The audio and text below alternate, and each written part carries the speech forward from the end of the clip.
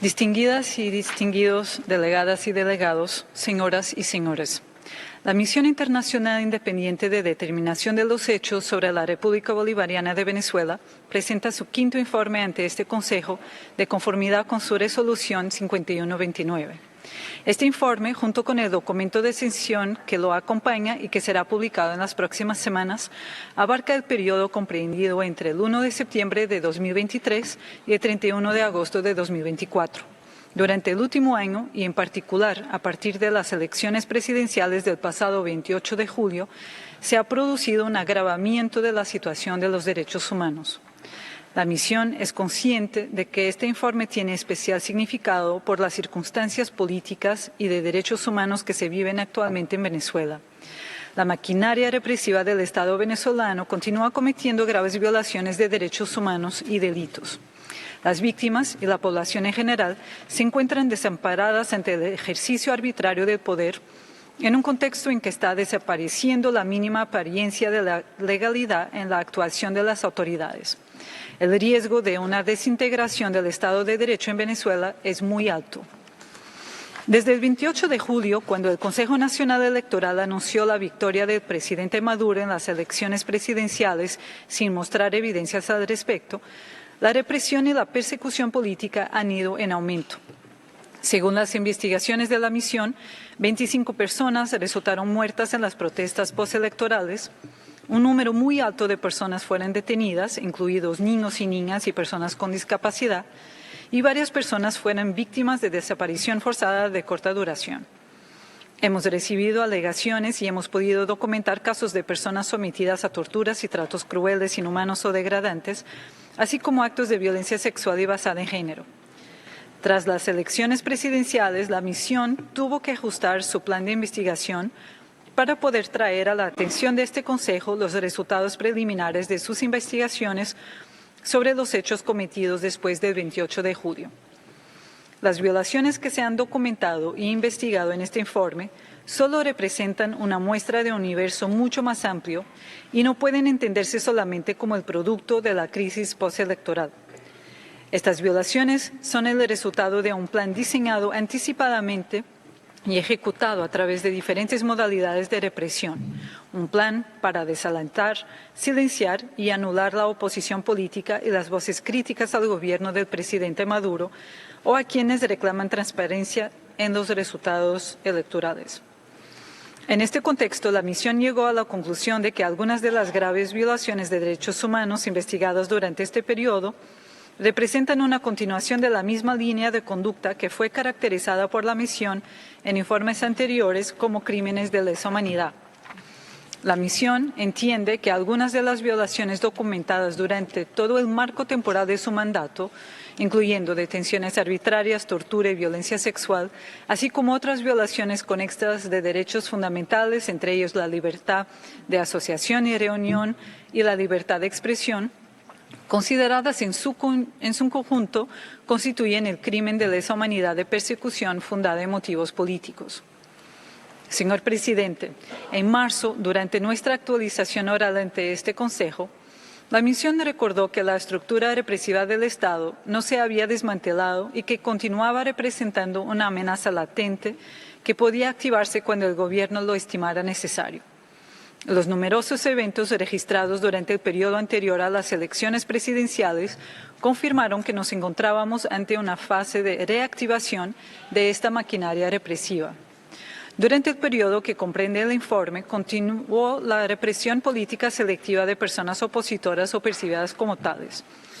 Entre diciembre de 2023 y marzo de 2024, al menos 48 personas, 39 hombres y 9 mujeres, entre civiles y militares, fueron detenidas en relación con lo que las autoridades consideraron como conspiraciones para desestabilizar el país, derrocar al gobierno o atentar contra la vida del presidente u otras altas autoridades.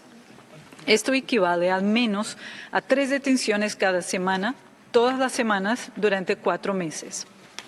La misión investigó casos emblemáticos de detenciones arbitrarias de reconocidas personalidades como la abogada y defensora de derechos humanos Rocío San Miguel y sus familiares. También investigó la persecución política contra la oposición, especialmente contra militantes y líderes y lideresas nacionales y regionales de 20 Venezuela. 5 miembros de esta organización política con órdenes de aprehensión desde marzo de 2024, junto con otra persona cercana a esta agrupación opositora, se resguardaron en la residencia del embajador de Argentina en Caracas y se les concedió asilo. Después de la expulsión de la representación diplomática de ese país, Brasil se encargó de la custodia de la residencia con los asilados en ella. Sin embargo, el 7 de septiembre, el gobierno venezolano decidió revocar el beneplácito otorgado a Brasil para custodiar las instalaciones diplomáticas de Argentina.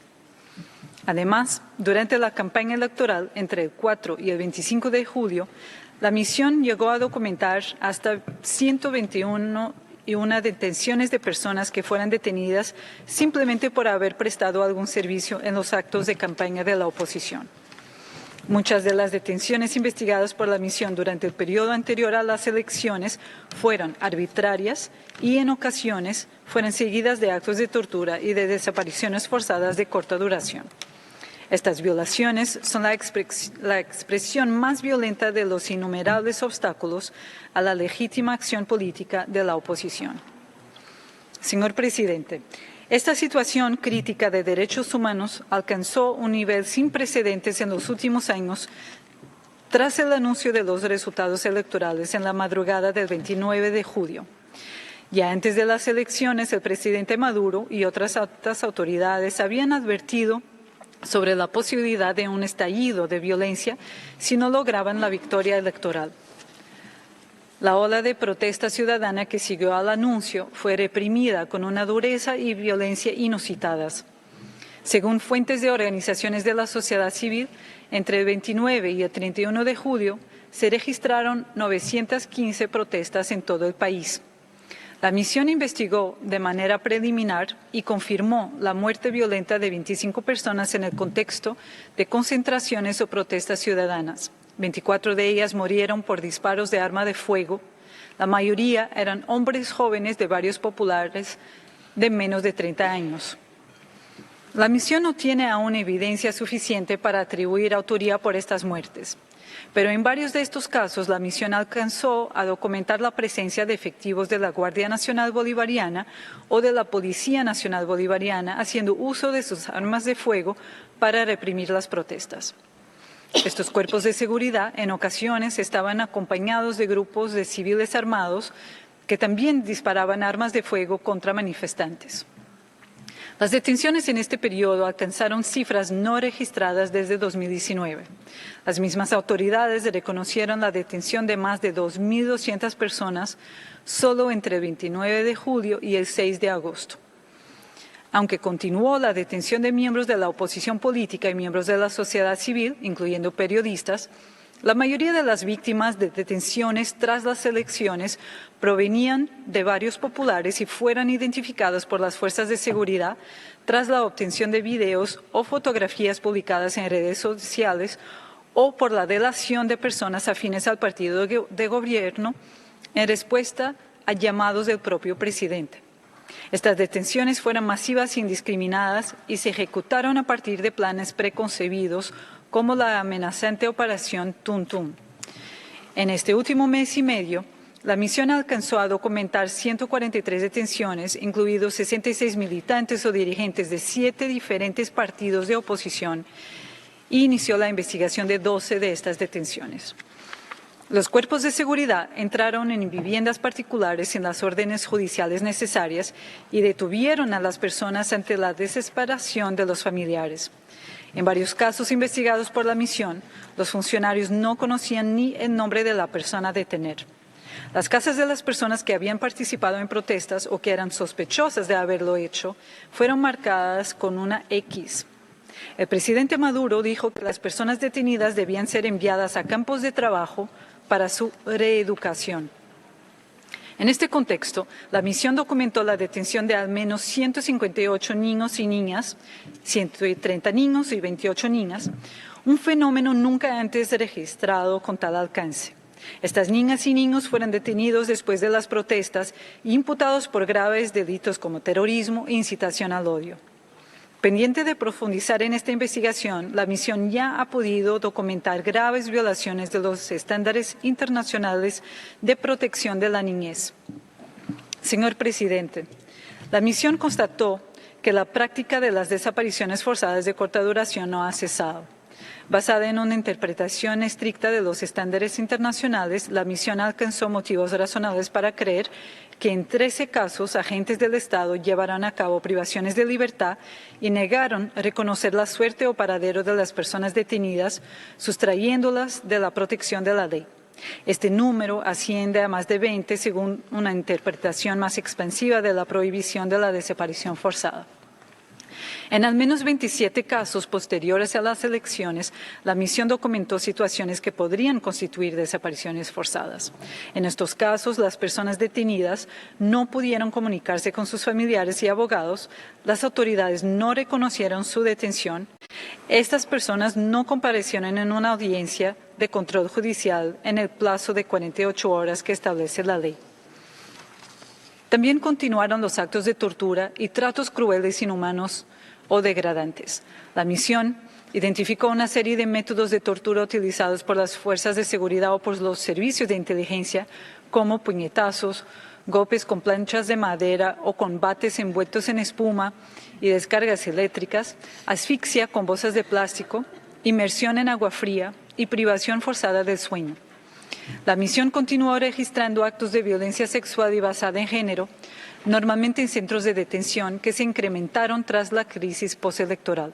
La misión documentó manoseos de senos, glúteos y genitales, desnudez forzada y requisas invasivas, amenazas e insultos sexistas y denegación de derechos sexuales y reproductivos contra algunas de las más de 200 mujeres y niñas detenidas, así como contra mujeres que visitaban a sus entes queridos en los centros de detención.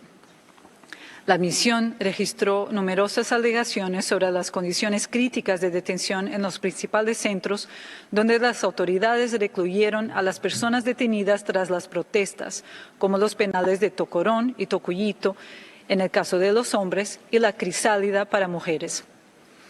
Tanto antes como después de las elecciones, la misión identificó graves y sistemáticas violaciones al debido proceso de las personas detenidas, tales como detenciones donde no se informaron los motivos ni presentaron orden judicial, retrasos injustificados en la presentación de personas detenidas ante jueces de control más allá de las 48 horas legalmente establecidas, la imposibilidad de contar con una defensa de elección propia, la celebración de audiencias en horas de la noche sin publicidad y en los mismos centros de detención, o imputaciones desproporcionadas y sin base factual, que implican penas de hasta 30 años de prisión. Señor presidente, las violaciones anteriormente descritas tuvieron lugar en el marco de un espacio cívico y democrático cada vez más reducido. El pasado 15 de agosto, la Asamblea Nacional aprobó por unanimidad la conocida Ley de ONGs, a pesar de las recomendaciones en contrario de la misión, así como de la Oficina del Alto Comisionado y de la Comisión Interamericana de Derechos Humanos. El texto aprobado es incompatible con normas y estándares internacionales sobre el derecho a la libertad de asociación y restringe aún más la capacidad de actuar libremente a las organizaciones de la sociedad civil, incluidas las organizaciones defensoras de derechos humanos. La Asamblea Nacional también avanzó en el trámite de aprobación del proyecto de ley contra el fascismo, neofascismo y expresiones similares. Bajo una definición amplia y ambigua de fascismo y neofascismo, el proyecto criminaliza expresiones legítimas en una sociedad plural. Señor presidente, la situación en la República Bolivariana de Venezuela, sobre todo a partir del 28 de julio, se ha convertido en una de las crisis de derechos humanos más agudas en la historia reciente del país.